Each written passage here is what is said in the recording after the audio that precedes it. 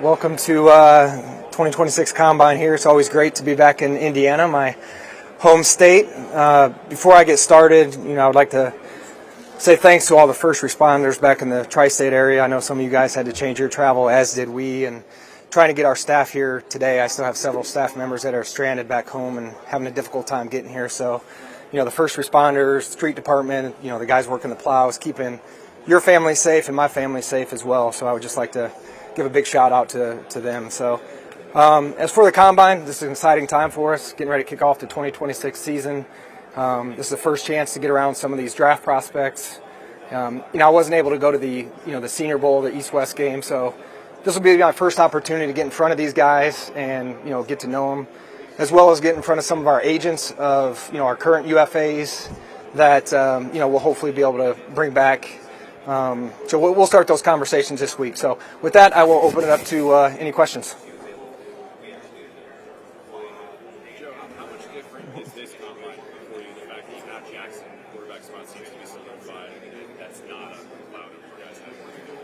Yeah, I reflect each year on these meetings, and last year it was the quarterback situation. What are you going to do? And I said, we're going to take our swing. So it is nice to have that piece in place, to have a rookie quarterback that played well his rookie year and know who you're going to build around. So, yeah, it's an exciting time for us and some of the other young core pieces that we have. So you're really going to build it around Jaxson, new head coach, and some other changes within the organization. So I'm excited about where we are, and, this is the start of that process.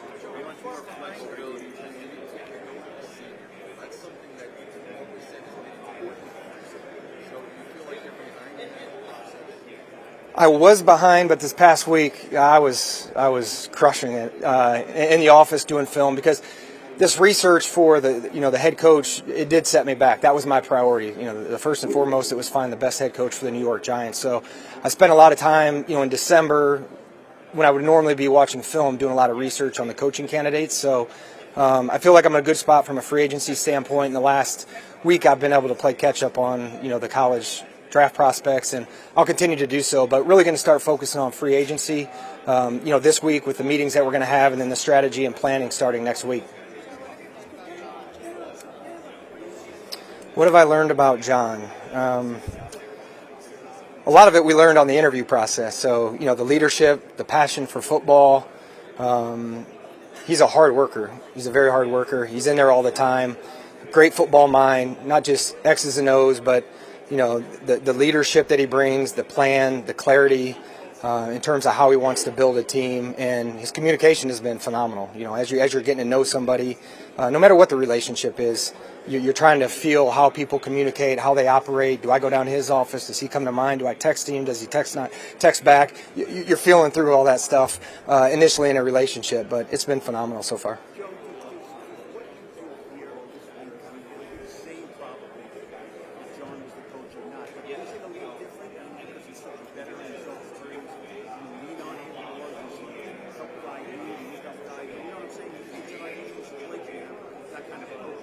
Yeah, Coach and I's communication has been great. Again, it's when he got here, it's the first time you're going through everything together. So, yeah, how did you guys do this in Baltimore? Okay, this is how we did it. Okay, we're doing that exactly the same. Okay, now we get to pro days. How did you guys operate with pro days? Do you want coaches to go out to not go? So the process is the same. It's just over communicating on how we do things versus how they did things in Baltimore, or how he wants it done. So they drafted well in Baltimore, and they've won a lot of games. So, again, we don't have all the answers. There's tweaks that we can make in our process that will make us better, and I'm open to that. So we've had a lot of communication up to this point. He's really liked the process that we currently have. We've tweaked a couple things, but the communication's been great, and ultimately we're just trying to do what's best for the Giants, whatever part of the process it is.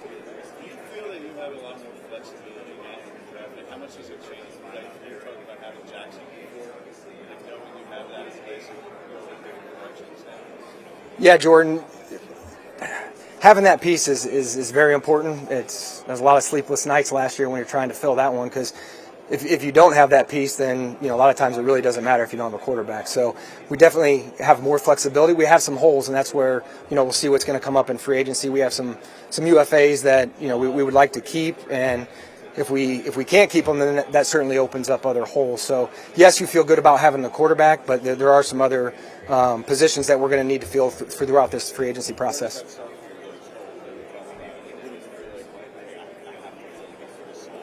Yeah, and I mean, when you look at who the starters are that are up, like you have to fill those holes because you don't currently have starters in some of those situations. So we'll go through this week. We'll meet with their agents. We'll gather a lot of information. And then when we get back to the office next week, that's when the strategy will start to take place. Do the rehabs of Malik and Cam create an urgency for you to spend big, either free agency or in the draft, on like a skill player, a position player to put with Jaxson, not knowing exactly what it's going to be? Not necessarily with those two. I feel good about where those two are in their rehab. But yeah, you're always going to want to add more explosiveness to your offense, guys that score touchdowns, wherever that comes from, running back, receiver, tight end, whatever it may be, always going to look for more explosive players and guys that can add touchdowns. So that'll be certainly something that we'll look for.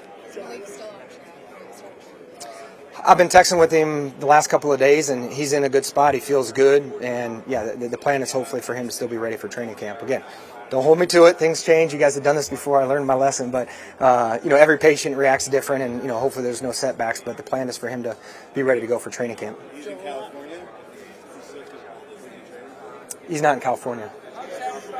No, he's down in Miami. Yeah.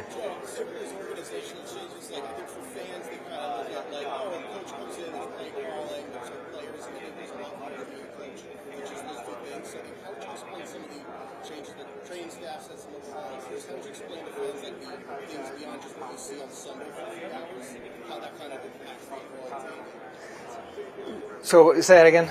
I'm trying to. How would you explain how the overall organization, like some of the changes that John's come in and work with, something like updating parts of the football beyond just players, training staff, some of those things that these fans can see every day, how that, like some of those changes you've seen, how it helps? Yeah, we've made some changes throughout the the football organization. Whether it was bringing in Adam Bennett as our head trainer, Don Aponte.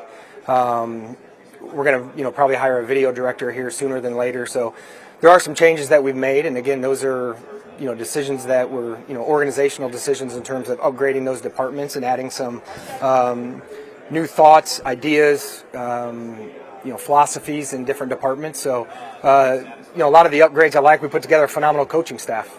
Coach and I worked long and hard on the coaching staff. We did a ton of Zooms with the trainers in Dawn's position, along with the video directors. So we've learned a lot over the last 3 to 4 weeks just from doing these Zooms, and we brought on some candidates that'll really help those particular departments. What's that? Yeah, not so much on the field, but getting around the kids, and the interviews are very important to us. Getting to know them as individuals. We call it football character and personal character. Any off-field issues that we need to to address. So making sure that the fit's right for our organization and what we're looking for from a football character and personal character. But the on-field stuff, we try not to move guys too much based off of what they do in shorts and t-shirts. Yeah, again, it's well documented. We made some reporting changes throughout the organization. Video and analytics will report to Dawn, and just great for the New York Giants to get Dawn Aponte. Like the diversity of her skill set at the league office, the 3 teams that she's worked with before. She's been on health and safety committees. She's been in charge of the salary cap negotiations in the past. So her skill set's going to help us across the entire, football organization. So, a really good hire, a really good ad for the New York Giants that I'm fired up about. Who will direct the conversations about contracts with like agents or free agents? Are you running those meetings? Is Dawn running those? Are you doing that? Yeah, and Pat, I'm still the general manager of the team, and my role has not changed. I'm still tasked with leading the entire football operation, and we're going to work in collaboration like most good teams do, and it's going to be a collaborative. Everybody's going to have their role, but there's constant communication between Dawn, Coach Harbaugh, myself, in terms of how we're going to build the football operation, and then how we're going to execute, the draft, trades, free agency, contract signings, coaching staff, whatever it may be. We're going to work in collaboration together. We're aligned in that, and it's been going really good so far. I'm not going to get into my personal situation, Jordan. I appreciate it. Joe, how far?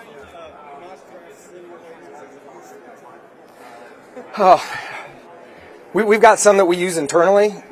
We have a algorithm that we use in terms of how we come up with that. So it's a tool. We don't again, there's 32 teams. Everybody does it differently, so you use it as a tool, but it doesn't drive the process by any means. How important is it, Dawn, some of the responsibilities that she's going to be having? Does that at all allow you, where she was here, maybe focusing on other things, you can focus on different aspects that maybe you weren't as involved in, and she can take other things off the plate? Does that make sense? Yeah, again, she's a tremendous resource with a lot of experience. So I will lean on Dawn in terms of her expertise and, her background when I see fit. So again, I see her as a tremendous resource, again, with her salary cap background. She's, basically it's an easy transition because it's a lot of what Kevin Abrams was doing, if you guys remember what Kevin's role was. So it's essentially the same. Again, a different skill set maybe and a different background than what Kevin has, so some different strengths and weaknesses. So, but just a really good hire for us, and she's been a tremendous asset this far. So how important is it Work with Mike after he's now in Detroit. What was your experience like working with him, and what gives him a chance to have success with Detroit's outside? Yeah, Mike was phenomenal to work with in two different roles. Obviously he was our offensive coordinator. He went through the quarterback search with us last year.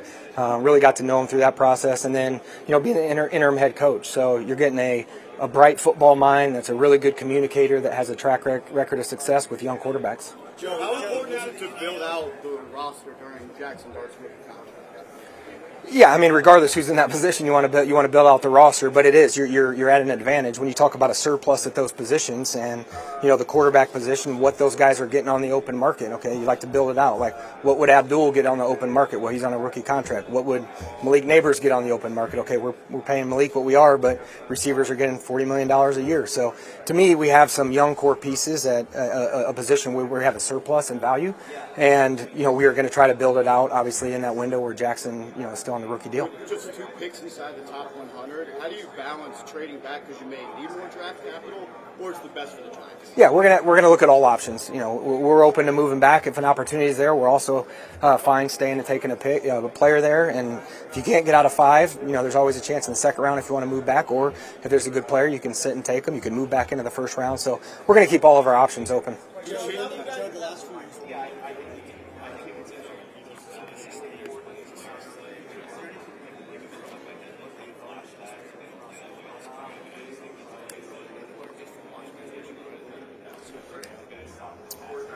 Yeah, you're always evaluating all the teams around the league and how they build, how they do contracts, how they draft, how they do free agency. So you're evaluating all 32 or all 31 teams when you do that, along with yourself, and always looking to see if there's stuff that we can do better. Joe, you have a very similar trajectory as the Patriots this year. New better head coach, year 2 quarterback, coming off a 4-win season. How do you replicate what they did this year to make that not just a playoff run, but a Super Bowl caliber team as well? Yeah, that'd be awesome if we could do that. I'd sign up for that right now. But again, we're just starting our process. So again, be detailed throughout our entire process, the free agency period, the draft. They did a really good job. They had a lot of money last year too. The Patriots did, but clear plan in place. Coach and I are aligned in how we're going to build it. And again, we have a young core in place. Not that they didn't, but I like some of the young guys that we have in place. And again, we'll just continue to build on that. Joe, how do you guys have the NIL for several years? Should there be much of a change in the rules to make up all these players that come in, and how do you evaluate Yeah, that's a great question. We're always trying to evaluate that because it used to be, what's this kid going to be like with money? What's he going to do? Well, you couldn't really answer the question because you didn't know. Now these guys all come to the league and they have money. So now it's how much do they love football? Would they do it for free?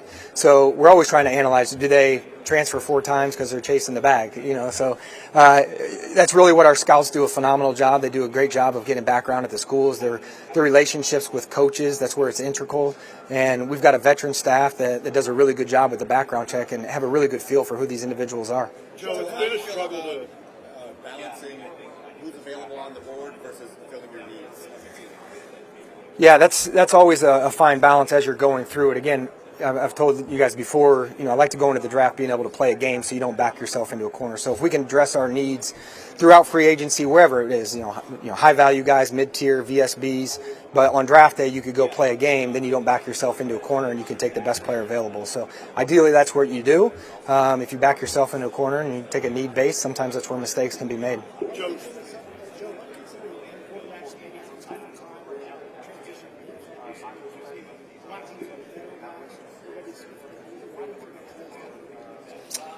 Yeah, that's a good question too. To me, some of it's the lack of continuity. Like these guys are transferring. Every quarterback last year that was drafted, other than Milroe, transferred. So you're not sitting in one system for 3 or 4 years and learning the nuances and intricacies of the system. You're going from one school to the next school to the next school, new offense, new coaches, new techniques, and you're not able to develop. So to me, at the quarterback position, I think there is some merit to being in one place for an extended amount of time and truly mastering the offense.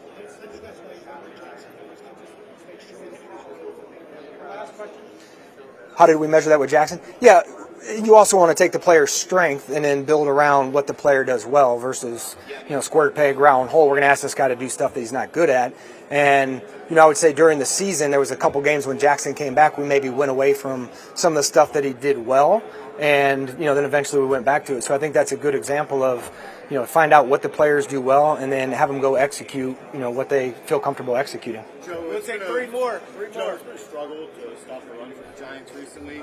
How big of a priority is it going to be in this offseason to address that? And has your thoughts on how to build a run defense to stop the run changed? Yeah, Coach and I have talked about that a lot. Stopping the run is very important to Coach Harbaugh. It's important to everybody. It's just something we haven't done well. So that is definitely something that we'll be conscious of this offseason in terms of how we're going to be able to do that better. Joe, what is the organization's position on whether Steve Tisch should remain active on the team?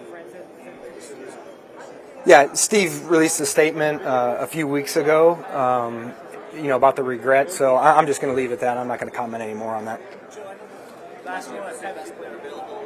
Is there a point where a need becomes so great that dynamic changes?